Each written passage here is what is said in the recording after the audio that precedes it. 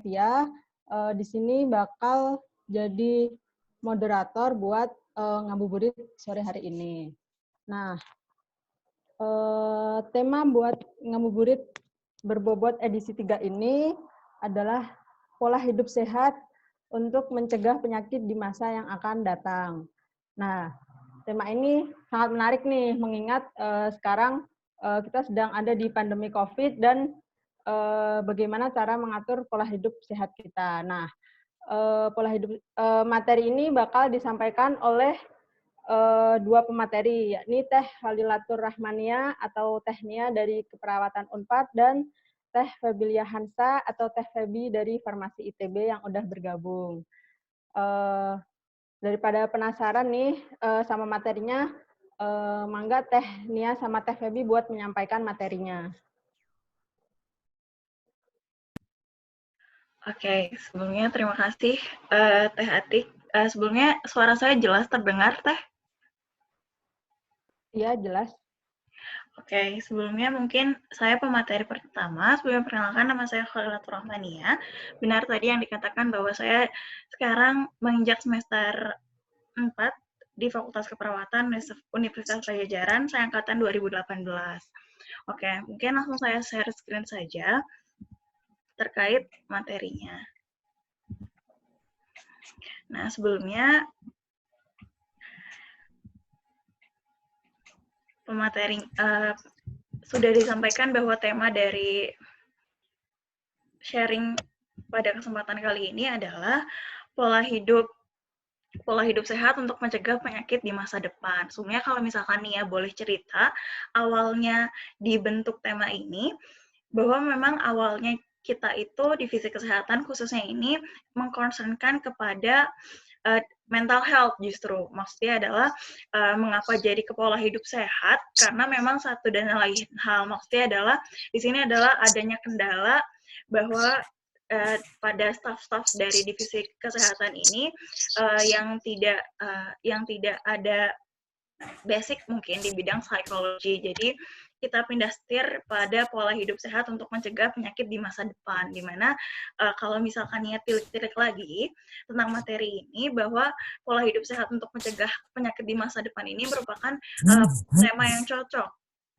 pada situasi pandemi kali ini, dan juga di dalamnya terdapat mental health juga. Maksudnya adalah di dalamnya juga terdapat kesehatan mental seperti itu. Nah, kemudian seperti biasa berangkat dari pengertian, menurut sumber yang saya dapatkan, pola hidup sehat adalah merupakan suatu pilihan yang tepat untuk keberlangsungan hidup seseorang, di mana pola hidup sehat adalah yang harus ditempuh untuk memperoleh fisik yang sehat, yang nantinya kita akan mendapatkan bonus jasmani dan juga rohani kita yang sehat, seperti itu.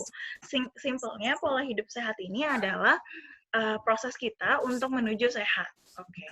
Berbicara mengenai pola hidup sehat, mengapa sih kita sering sekali membahas pola hidup sehat, mengapa itu sangat penting. Oke. Menurut Kotler, di mana di sini dijelaskan bahwa pada tulisannya, hidup sehat ini adalah untuk kesehatan tubuh dan juga mendapatkan kehidupan yang lebih baik. Tapi tidak hanya itu, kita juga seperti yang dijelaskan pada awal bahwa bonus kesehatan pola hidup yang sehat ini adalah rohani yang stabil juga. Nah, berbicara tentang sehat, kita dan juga teman-teman yang lain juga pasti udah mengetahui apa sih itu sehat yang sebenarnya. Nah, pada perkuliahan, khususnya di Fakultas Keperawatan Universitas Pajajaran, Nia sering disinggung mengenai kondisi sehat, di mana sehat ini ternyata memiliki artian khusus. Maksudnya di sini adalah kondisi sehat ini bisa kita gambarkan sebagai garis, di mana garis kanan adalah rentang sakit, kanan adalah rentang sehat, dan kiri adalah rentang sakit. Di mana di setiap rentang ini ada garis-garis atau yang menunjukkan parameter-parameternya. Nah, kondisi sehat ini merupakan kondisi yang subjektif dan juga kondisi yang objektif. Tidak dapat kita analisis secara objektif saja, begitu pula dengan subjektif saja, seperti itu. Nah, untuk kondisi sehat ini, untuk mencanangkan pola hidup sehat, menurut sumber yang Nia dapatkan, ini Nia bersumber dari sebuah buku, di mana buku yang Nia dapatkan dalam satu artikel ini, nanti Nia akan sampaikan di akhir, seperti itu. Nah, sehat ini terbagi menjadi 3, yaitu sehat badan, sehat makan, atau sehat dalam artian sehat intake kita, sehat makanan kita, dan juga sehat pikiran atau healthy mind, seperti itu. Nah, yang pertama ada healthy body. Seperti yang kita ketahui bahwa ini merupakan kunci. Semua orang pasti mengetahui bahwa indikator sehat yang sesungguhnya maksudnya adalah indikator sehat yang dimengerti atau yang dipersepsikan setiap orang ini yang paling mayoritas ini adalah healthy body atau bagaimana bagaimana kita menjaga tubuh untuk menjadi sehat. Nah, tubuh ini untuk menjaga tubuh ini menjadi tetap sehat banyak caranya. Nah, di mana salah satunya adalah kita selain perawatan diri dan lain sebagainya, kita juga diperlukan untuk beraktivitas, di mana aktivitas yang di sini sering disalahartikan mungkin, bahwa kita berpersepsikan bahwa ketika kita berkeringat, kita sudah beraktivitas, maksudnya adalah kita sudah berolahraga. Nah, di sini perlu Nia luruskan juga bahwa dijelaskan pada sebuah penelitian bahwa aktivitas-aktivitas yang mengeluarkan keringat tidak semuanya dianggap berolahraga. Kita dianggap berolahraga ketika kita melakukan aktivitas-aktivitas ritmik. Nah, sedangkan untuk menunjang healthy body ini, aktivitas-aktivitas yang kita perlukan adalah tentu saja aktivitas-aktivitas ritmik yang dalam tempo dan juga dalam waktu tertentu, seperti have a mini walk atau jalan-jalan mungkin kalau misalkan di PSBB di sekitar kompleks saja, kemudian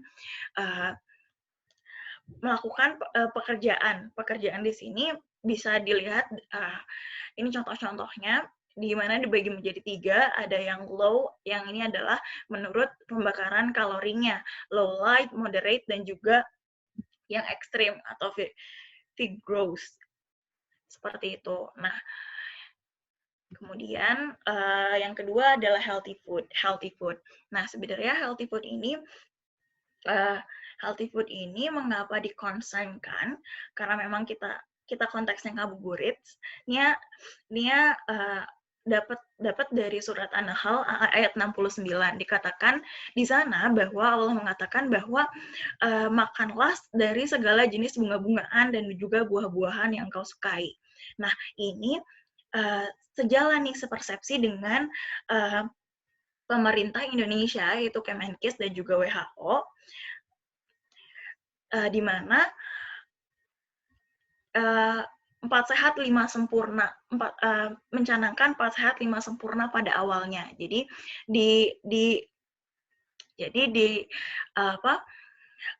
disarankan untuk mengikuti pola 4 sehat 5 sempurna pada awalnya. Namun pola ini dianggap 4 sehat 5 sempurna ini dianggap tidak masuk ke dalam berbagai kalangan. Di sini setiap individu jika mengikuti 4 sehat 5 sempurna, ada yang dari 4 sehat 5 sempurna ini ternyata kelebihan energi atau kelebihan kalori atau kelebihan protein. Nah, sedangkan di setiap tubuh manusia ini memerlukan komponen-komponen yang berbeda-beda tergantung situasi dan kondisi tubuh. Nah, pemerintah itu pada belakangan ini mengganti pada prinsip pedoman gizi seimbang, di mana pedoman gizi seimbang ini bisa akan teteh lihat di piring yang Nia cantumkan di atas surat An-Nahl, di mana itu adalah persepsi singkat, maksudnya adalah gambaran singkat dari pola gizi seimbang. Kalau misalkan Nia boleh jelaskan, sepemahaman Nia, ini adalah proporsi-proporsi yang dibutuhkan setiap tubuh manusia pada umumnya seperti ini, yaitu kondisi sayuran dan juga karbohidrat ini setara, dan juga kondisi kadar kalsium seperti susu, kemudian protein ini lebih sedikit dari kondisi dari kadar atau dari jumlah sayuran dan juga karbohidrat. Sayur mayur dan juga karbohidrat. Karbohidrat di sini bisa nasi atau roti seperti itu. Nah, sedangkan lemak ini dibutuhkan lebih sedikit dibandingkan protein dan juga kalsium tadi seperti itu. Nah, sebenarnya setiap manusia, setiap orang ini memiliki takarannya masing-masing, memiliki takaran yang berbeda-beda. Jujur, untuk masalah gizi ini sebenarnya bukan apa ya, bukan wewenang atau bukan wewenang dari keperawatan ini sendiri, di mana keperawatan ini sendiri kan yang bertugas langsung kepada pasien atau kepada klien. Ini lebih wewenangnya adalah ke gizi. Mungkin dari Akang Teteh yang dari gizi bisa menjelaskan lebih lanjut nanti mungkin sharing-sharing mendatang mengenai pola